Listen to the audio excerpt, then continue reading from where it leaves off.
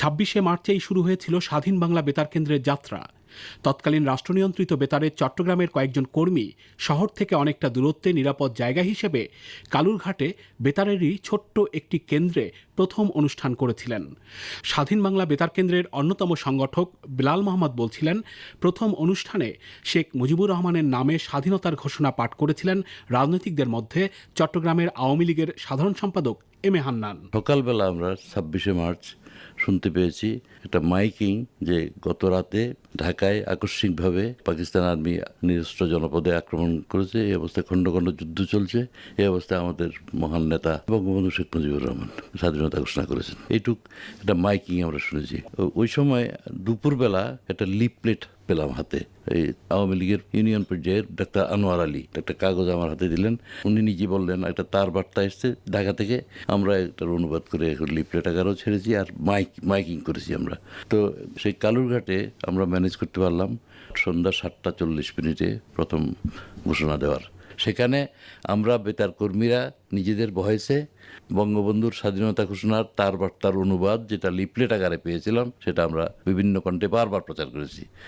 আর যোগ দিয়েছিলেন M A Hannan, general secretary Awami লীগের। তিনি বঙ্গবন্ধু যে স্বাধীনতা ঘোষণা করেছেন তার ভিত্তিতে একটা সুন্দর একটা বক্তৃতা দিয়েছেন, কথিকার মতো পাঠ করেছেন বর্ষিয়ান কবি আব্দুল সালাম। এইভাবে হয়েছে প্রথম ট্রান্সমিশন, ১ ঘন্টার মতো প্রোগ্রাম হয়েছে ২৬শে মার্চ। ২৭শে মার্চেও সন্ধ্যায় কালুরঘাট কেন্দ্র থেকে দ্বিতীয়বারের মতো অনুষ্ঠান সম্প্রচারে সক্ষম হয় স্বাধীন বাংলা বেতার কেন্দ্র। সেই অনুষ্ঠানেই স্বাধীনতার ঘোষণা পাঠ করেছেন জিয়াউর রহমান। সে সময় তিনি সেনাবাহিনীর মেজর পদমর্যাদায় কর্মরত ছিলেন। স্বাধীন বাংলা বেতার কেন্দ্রের সংগঠক বিলাল মোহাম্মদ জানিয়েছেন, জিয়াউর রহমান ওই ঘোষণা পাঠ করেছিলেন শেখ মুজিবুর রহমানের নামে। স্বাধীন বাংলা বেতার কেন্দ্রের নিরাপত্তার ব্যবস্থা করার জন্য আমি এদিক ওদিক খোঁজ করতে পেয়ে এক বন্ধু আমাকে বললেন একজন মেজর আছেন পটিয়াতে, ১৫০ সৈন্য নিয়ে হেডকোয়ার্টারের বাইরে ছিলেন এবং উনি পটিয়ায় আছেন। তারপর ২৭শে মার্চ দিনে আমি পটিয়ায় চলে গেছি। পটিয়া থেকে কালুরঘাটে আমরা যখন পৌঁছলাম তখন প্রায় সন্ধ্যা হয় সময়, এবং এসেই প্রোগ্রাম শুরু করা হলো। আমি হঠাৎ করে কি মনে করে আমি জানি না, আচ্ছা মেজর সাহেব, এখানে তো আমরা সব মাইনর, আপনি একমাত্র মেজর, আপনি কি নিজের কণ্ঠে কিছু বলবেন? উনি নড়ে চড়ে উঠলেন। হ্যাঁ সত্যি তো, কী বলা যায় বলুন তো।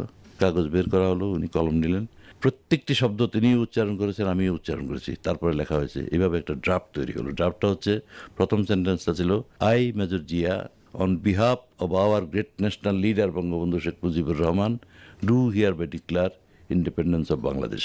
জিয়াউর রহমান সাহেব নিজের কণ্ঠে বললেন। এই হলো ২৭ তারিখ দিবাগত রাত ৭:৩০টার পর।